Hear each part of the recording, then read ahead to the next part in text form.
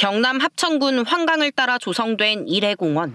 새천년 생명의 숲이었던 이름은 2007년 합천이 고향인 고 전두환 씨의 호를 딴 일해공원으로 변경됐습니다. 18년째 일해공원 폐지를 요구해온 경남 합천 주민들이 광주 5.18 민주광장에 섰습니다.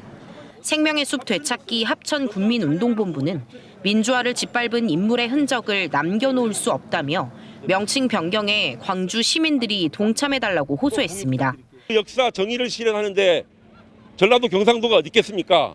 반드시 중대한 범죄를 저지른 자는 어떤 사업도 기념사업도 할 수 없다는 것을.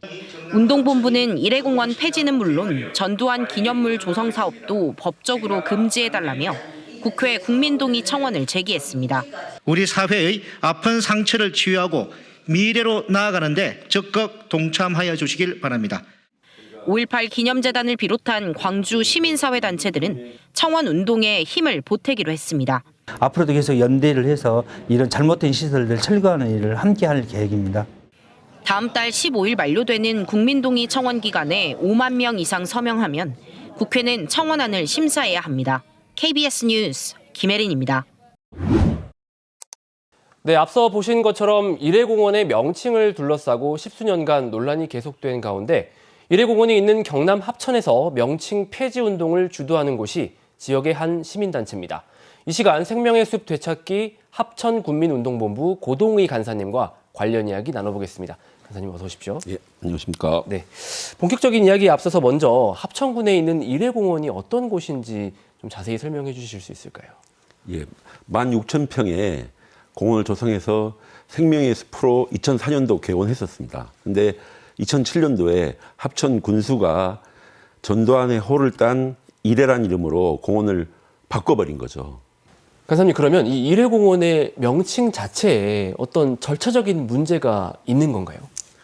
일단 저는 일해공원이란 이름보다 국민들이 제대로 알려고 하면 여기는 전두환 찬양공원이라고 하는 게 맞습니다. 그리고 이 전두환 찬양공원이 만들어질 당시에 공간정보관리법이라고 지명과 관련한 법이 있었는데 이 법에 따르면은 이 규정과 절차가 있는데 이 규정과 절차를 건너뛰고 그냥 마치 12.12 쿠데타처럼 불법적으로 이 명칭이 정해졌습니다. 이 명칭은 지금 사람이 태어나면은 출생신고를 하듯이 출생신고가 돼야 이 사람이 정상적인 사회생활을 하는데 이거는 출생신고도 하지 않고 그냥 합천군 내 관내에서만 부르는 이름으로서 전두환 공원이 있는 거거든요. 이런 전두환 공원이 있는 부분들을 다른 지역에서 모르니까 저희들이 이 부분들을 지역에 알리고 전국에 알리고 없애자는 운동을 하게 된 겁니다. 2007년부터라고 한다면 지금 이 문제가 거의 15년 이상 좀 이어지고 있는 상황인데 지금 다시 이 변경 또 존치 이 논란이 불거진 게 지금 합천군이 뭔가 다시 바꾸려고 하는 상황인 건가요? 아닙니다. 합천군은 요지부동이고 주민들이 거의 이게 18년이 된 거거든요. 18년 동안 줄기차게 이 이름으로서는 합천군이 고개를 들 수가 없다. 그래서 이걸 바꿔야 된다라는 요청을 계속 해왔던 거고 합천군은 그냥 저희들 목소리에 그냥 한 귀로 흘리고 있는 상황이 현재의 상황입니다. 지금 그러다 보니까 결국 이 생명의 숲 되찾기 운동본부에서 국민청원을 제기하신 걸로 이해가 되는데 이 청원에 어떤 내용을 담으셨는지 그리고 청원의 이유가 뭔지도 좀 설명 부탁드리겠습니다. 골자를 말씀을 드리면은 중대한 범죄를 저질러서 사법부의 유죄 선고를 받은 자에 한해서는 어떤 기념사업과 기념물을 조성하는 것은 금지하자는 것이 저희 청원의 주된 내용입니다. 저희가 이렇게 했던 이유 중에 가장 큰 이유는 여러분도 알겠지만은 5월 정신을 헌법 전문에 담자가 오고 있습니다. 근데 이런 잔재를 두고 올 헌법 정신을 전문에 수록한다는 것은 양립할 수 없는 모순이라고 저희들은 생각을 하고 이 부분이 반드시 폐지돼야 된다고 생각하고 있습니다.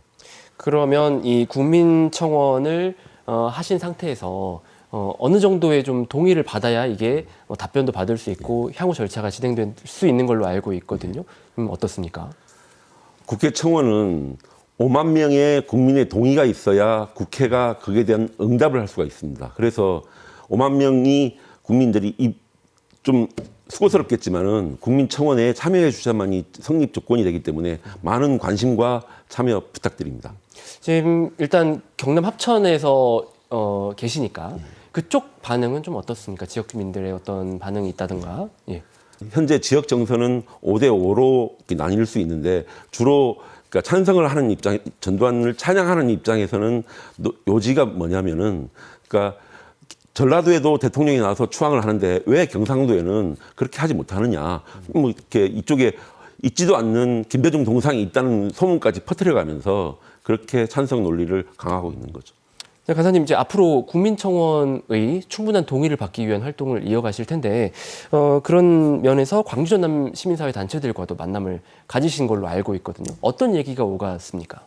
저희가 합천이라고 하는 것이 인구 4만밖에 안 되는 자그마한 곳입니다. 그래서 국민청원이 성사되기 위해서는 80년 5월 강주가 고립되어서 많은 사상자가 나왔는데 저희도 그런 상황을 맞지 않게 위해서 전국의 단체들과 함께 이 국민청원 운동을 하고 있습니다. 하고 있는데 이 광주 시민사회단체에 계신 분들도 이 부분과 관련해가지고 적극 돕겠다고 제안을 주셨고 지금 활동을 하고 있습니다.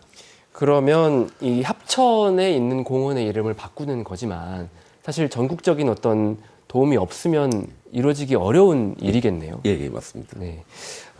마지막으로 좀 여쭤보고 싶은 게 사실 이런 운동을 오랫동안 하시는 점에서 좀 어려운 점도 많고 하셨을 것 같은데 이런 전두환 씨의 흔적을 지우는 일이 왜 중요한지 어떤 의미가 있다고 생각하시는지 궁금합니다. 자, 전두환 씨가 권력을 잡고 나서 하는 행위들을 보십시오. 권력을 잡는 과정도 굉장히 폭력적이었고 많은 국민들에게 고통을 안겨줬습니다.